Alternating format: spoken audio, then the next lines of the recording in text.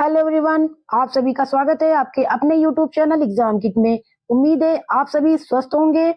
आज हम करेंगे संविधान से संबंधित मोस्ट इम्पोर्टेंट वन लाइनर को। आइए इसे हम स्टार्ट करते हैं। पॉइंट नंबर 1, आंग्ल भारतीय विधि संहिताओं के निर्माण एवं विकास की नींव कहाँ से प्रारंभ होती है? ये प्रारंभ होती है 1600 ईस्वी के चार्टर एक्ट से।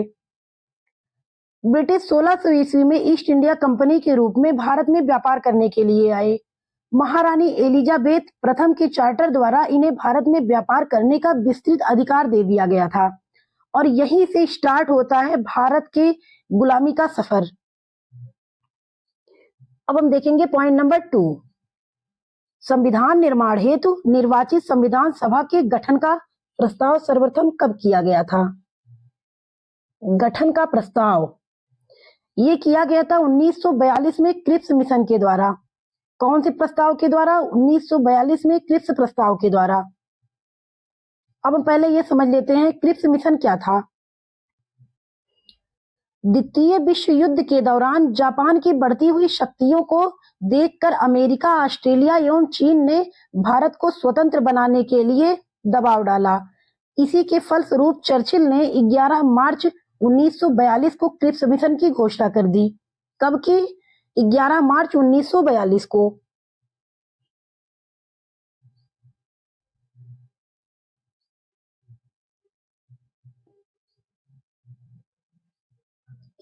मार्च 1942 को। ये घोषणा युद्ध के बाद एक संविधान निर्मात्री सभा का गठन करने के लिए था। किसके लिए था? संविधान निर्मात्री सभा का गठन करने के लिए था। इसमें कांग्रेस तथा मुस्लिम लीग दोनों ने ही प्रस्तावों को अस्वीकार किया था। क्रिप्स मिशन भारत कब पहुंचा था? ये पहुंचा था 23 मार्च 1942 को। कब पहुंचा था?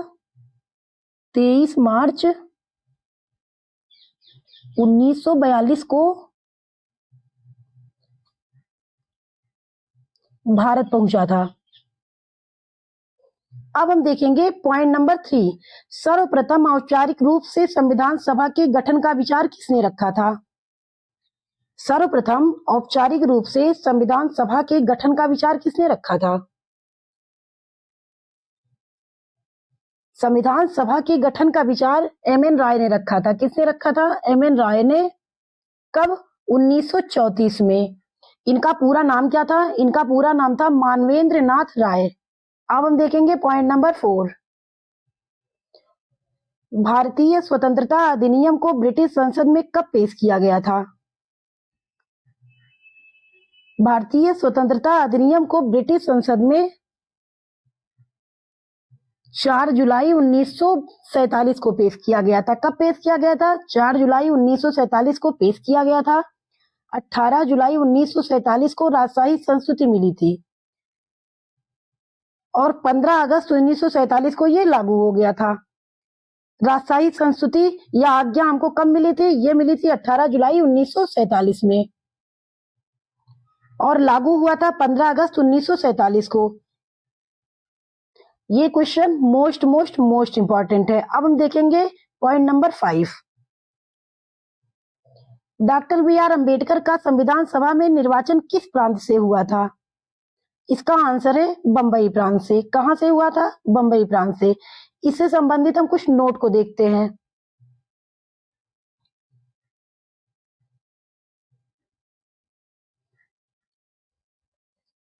अंबेडकर जी 1946 के चुनाव में बंगाल के पूर्वी भाग से चुने गए थे। कहां से चुने गए थे? पूर्वी भाग से चुने गए थे, किंतु भारत के विभाजन के बाद वह क्षेत्र पाकिस्तान में चला गया था। जब भारत का और पाकिस्तान का विभाजन हुआ उस समय पाकिस्तान 2 भागों में विभाजित था, एक पूर्वी पाकिस्तान, दूसरा पश्चिमी पाकिस्तान। जो पूर्वी पाकिस्तान था उसे वही आज वर्तमान में बांग्लादेश है और उस समय इनको सीट कहां से मिली थी? इनको सीट मिली थी पूर्वी पाकिस्तान से। अतः बंबई प्रेसिडेंसी की पूना सीट जो है वो कांग्रेस के एम.आर. जयकर से खाली कराकर, किससे खाली कराया गया था? पूना की सीट को कांग्रेस के एम.आर. जयकर से खाली कराकर उपचुनाव द्वारा अंबेडकर को पुनः संविधान सभा का सदस्य बनाया गया था। उम्मीद है आप सभी को ये पॉइंट क्लियर हो गया होगा। पॉइंट नंबर 6, स्वतंत्र भारत के प्रथम गवर्नर जनरल कौन थे? ये थे लॉर्ड माउंटबेटन। स्वतंत्र भारत के प्रथम गवर्नर जनरल व अंतिम वायसराय लॉर्ड माउंटबेटन थे। प्रथम गवर्नर जनरल व अंतिम वायसराय, अंतिम वायसराय।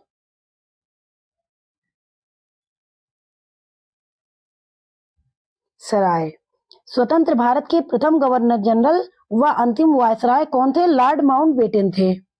और स्वतंत्र भारत के पहले और अंतिम भारतीय गवर्नर जनरल, स्वतंत्र भारत के पहले व अंतिम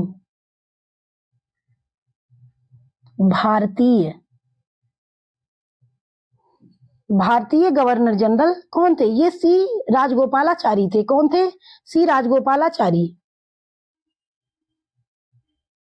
सी राजगोपालाचारी थे।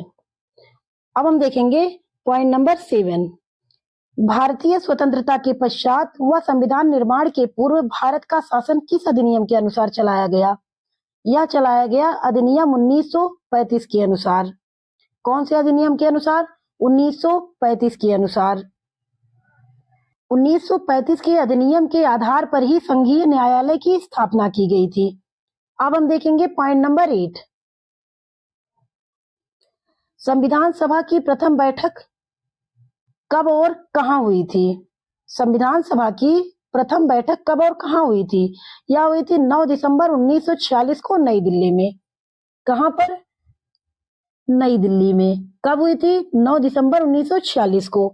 अब हम देखेंगे पॉइंट नंबर 9, संविधान सभा का स्थायी अध्यक्ष कब और किसे चुना गया था? संविधान सभा का स्थायी अध्यक्ष डॉक्टर राजेंद्र प्रसाद को कब चुना गया था? 11 दिसंबर 1946 को। कब चुना गया था? 11 दिसंबर 1946 को। अब हम देखेंगे पॉइंट नंबर 10, 13 दिसंबर 1946 को उद्देश्य प्रस्ताव किसने प्रस्तुत किया था? उद्देश्य प्रस्ताव कब प्रस्तुत किया गया था? 13 दिसंबर 1946 को। और इसको किसने प्रस्तुत किया था?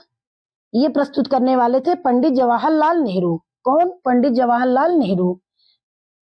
अब हम देखेंगे पॉइंट नंबर 11, संघ संविधान समिति का अध्यक्ष कौन था? संघ संविधान समिति का अध्यक्ष पंडित जवाहरलाल नेहरू थे।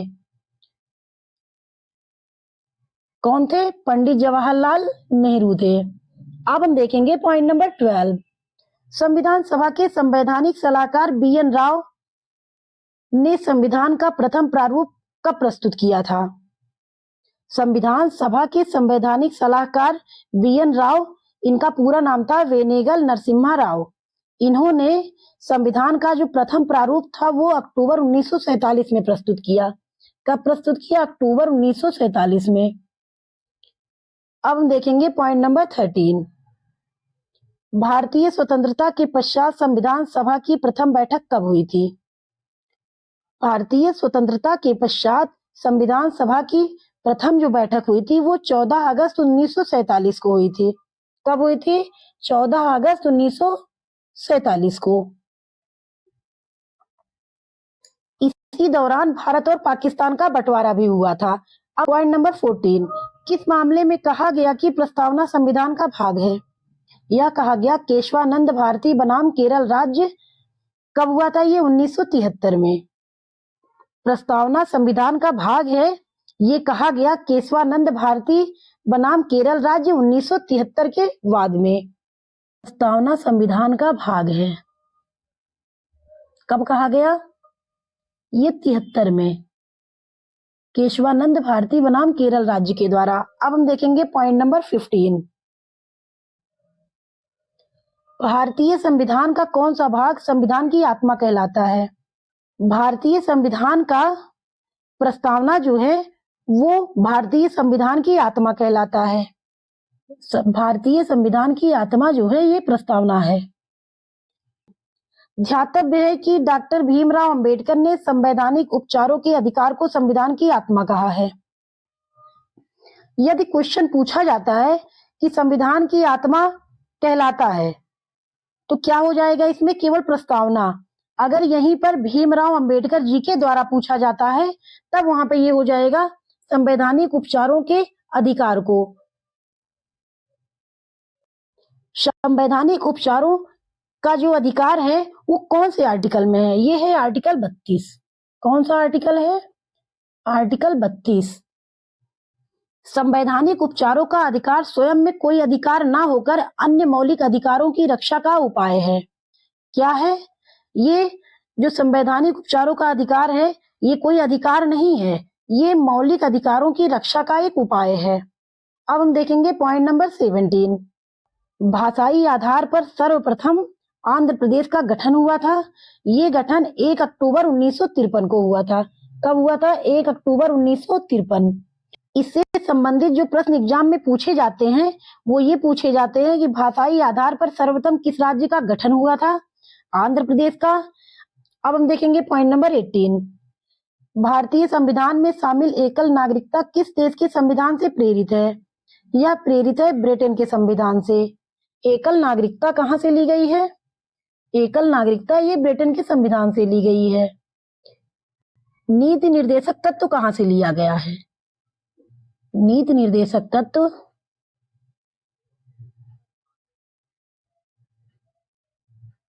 ये आयरलैंड से लिया गया। कहां से? आयरलैंड से। नीति निर्देशक तत्व ये आयरलैंड से लिया गया, इसी को हम डीपीएसपी कहते हैं। अब पॉइंट नंबर 19। संविधान में मूल अधिकार किस भाग में उल्लिखित है? ये है भाग 3 में। मूल अधिकार भाग 3 में है।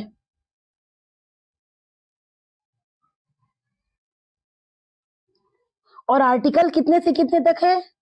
आर्टिकल जो है वो 12 से 35 तक है। संविधान में मूल अधिकार भाग 3 में उल्लिखित है और आर्टिकल 12 से 35 तक है। अब हम देखेंगे पॉइंट नंबर 20। किस वाद ने संसद को मौलिक अधिकारों में संशोधन का अधिकार दिया है? किस वाद ने संसद को मौलिक अधिकारों में संशोधन करने का अधिकार दिया? ये दिया केशवानंद भारती के वाद में। Point number 21। किस संविधान संशोधन के द्वारा शिक्षा के अधिकार को मूल अधिकार का दर्जा प्रदान किया गया है? यह प्रदान किया गया है 86वें संविधान संशोधन अधिनियम 2002 के द्वारा। 6 से 14 वर्ष के बालकों के लिए। 6 से 14 वर्ष के बालकों के लिए। अब हम देखेंगे पॉइंट नंबर 22। राज्य के नीति निर्देशक तत्व प्रत्यक्षता किससे जुड़े हैं? ये लोक कल्याण से जुड़े हैं। किससे जुड़े हैं? लोक कल्याण से। नीति निर्देशक तत्व का वर्णन संविधान के किस भाग में है? भाग 4 में। भाग 4 में है। और आर्टिकल कितने से कितने तक है? 36 से 51 तक। राज्य के नीति निर्देशक तत्व प्रत्यक्षता लोक कल्याण से जुड़े हैं। इनका वर्णन भाग 4 में आर्टिकल 36 से 51 तक किया गया है। अब हम देखेंगे पॉइंट नंबर 23। मूल कर्तव्यों से संबंधित भाग 4 का किस संविधान संशोधन के द्वारा संविधान में समाविष्ट किया गया है? इसका आंसर होगा 42वें संविधान संशोधन 1976 के द्वारा। मूल कर्तव्य से संबंधित भाग 4। मूल कर्तव्य से संबंधित भाग कौन सा है? ये है भाग 4 का। और संशोधन कौन सा हुआ था? 42वें संविधान संशोधन 1976 के द्वारा। इसमें आर्टिकल कौन सा है? आर्टिकल है 51A। आर्टिकल 51A मौलिक कर्तव्यों से संबंधित है। किससे संबंधित है? मूल कर्तव्यों से संबंधित है। माता पिता या अभिभावक को 6 से 14 वर्ष की आयु के बीच के बालक को शिक्षा का अवसर प्रदान करने के लिए है। अब हम देखेंगे पॉइंट नंबर 24। कौन सा अनुच्छेद यह उपबंध करता है कि भारत का एक राष्ट्रपति होगा? आर्टिकल कौन सा है? ये आर्टिकल है 52। इसमें कहा गया है कि भारत का एक राष्ट्रपति होगा। भारत का एक राष्ट्रपति होगा। ये कौन से आर्टिकल में है? ये आर्टिकल 52 में है। अब हम देखेंगे पॉइंट नंबर 25। किसी भौगोलिक क्षेत्र को अनुचित क्षेत्र घोषित करने का संवैधानिक अधिकार किसको है? किसी भौगोलिक क्षेत्र को अनुचित क्षेत्र घोषित करने का जो संवैधानिक अधिकार है, ये राष्ट्रपति को होता है। किसको होता है? राष्ट्रपति को होता है। Point number 26। राष्ट्रपति पर महाभियोग प्रस्ताव लाने के लिए कितने दिन पूर्व लिखित सूचना देना आवश्यक है? यह 14 दिन पूर्व ही सूचना देना आवश्यक है। राष्ट्रपति पर महाभियोग प्रस्ताव लाने के लिए 14 दिन पूर्व ही लिखित सूचना देना आवश्यक है। लिखित सूचना देना। आज हम बस यहीं तक करेंगे। मुझे उम्मीद है आप सभी को ये वीडियो बहुत पसंद आया होगा। हमारे वीडियो को ज्यादा से ज्यादा आगे पहुंचाने के लिए वीडियो को लाइक करें, शेयर करें तथा सब्सक्राइब अवश्य करें। धन्यवाद।